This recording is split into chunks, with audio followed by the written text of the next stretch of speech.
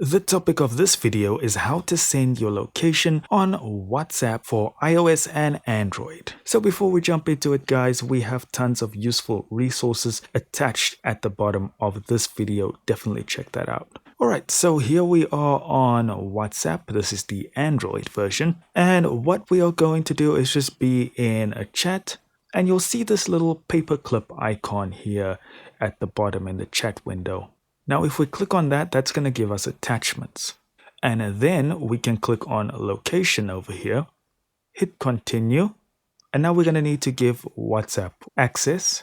And this is going to give your direct location. Now, you can click on the search icon on the top there, or you can navigate to it on the map. You'll also receive a few options on the bottom here. And when you find the one you want, you can click on that. Or if the location is correct, you can just click on send your location.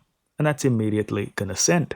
And that's how easy it is, guys. Don't forget to check out the links in the description of this video.